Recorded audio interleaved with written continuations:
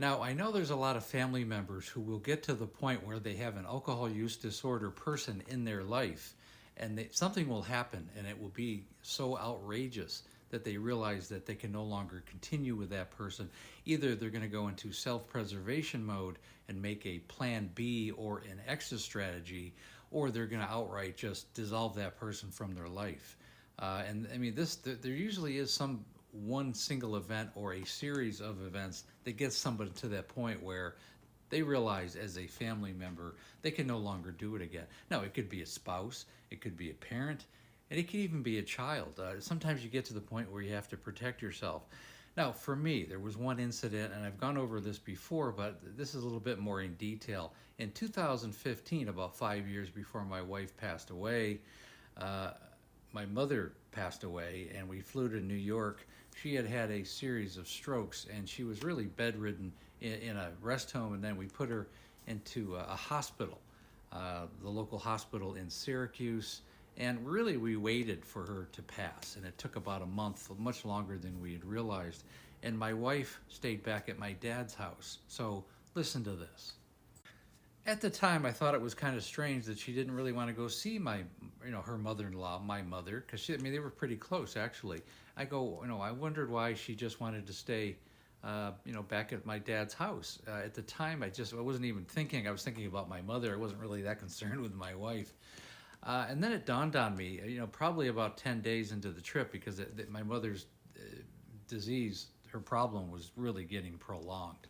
And I went home one time early, and my wife was passed out in the middle of my dad's living room, and covered in her own filth. Really, I mean, covered in her own urine. It was really, and it's really all about what the disease does to someone.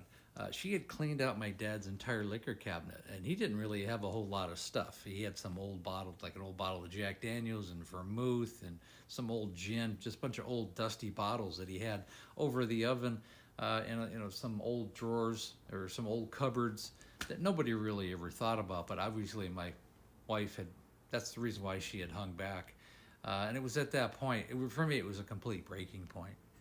And I think it was probably at that moment when I saw her on the floor that it was not only just heartbreaking, but it was also just brutally painful because on top of losing my mother, really the most significant person in my life, and then my wife going through all this craziness, it was just such a brash irresponsibility, such a self-centered act that I don't think it was anything that anybody should go through. And then she made the excuse, well, I was just stressed out because your mother's dying, something like that. I mean, there was nothing helpful from it. And I realized that was at the point where this was not the actions of a wife. This was the actions of a very mentally ill person. And unfortunately, if you followed me for other stories, eventually I had to get her out of the house, my dad's house, and we drove down to Washington, D.C., and it became one drama-filled thing after another for the following week until we came back when my mother eventually did die. And it was probably the most difficult, most stressful month of my life.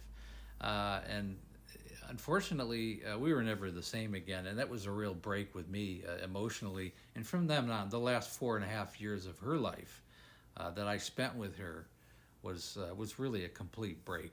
I was completely uh, in my own mode of self-preservation because I definitely came up with an exit strategy, which took a little bit longer than I wanted, but that's the road I took.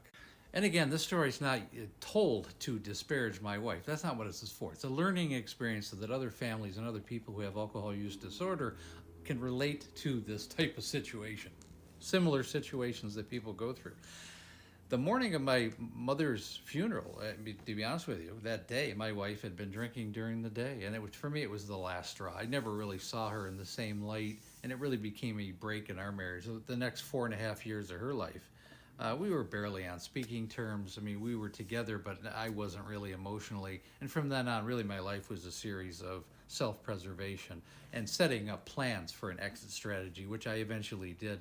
Unfortunately, I had a very busy schedule in my business, and I really wanted to get my son through his high school years, which I did. And unfortunately, she passed away before during the process of the exit strategy, ultimately. And again, I tell this so that other families can relate to this. And I think it's an important story.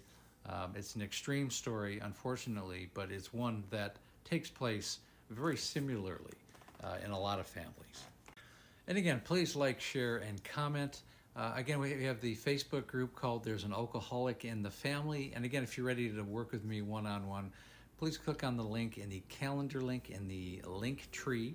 Set up a Zoom call. I help families and I help the alcoholic. I like to bring everybody together. And I also go live every Monday through Friday at around 6 o'clock Pacific Standard Time, 9 o'clock Eastern Standard Time. And again, thanks for listening.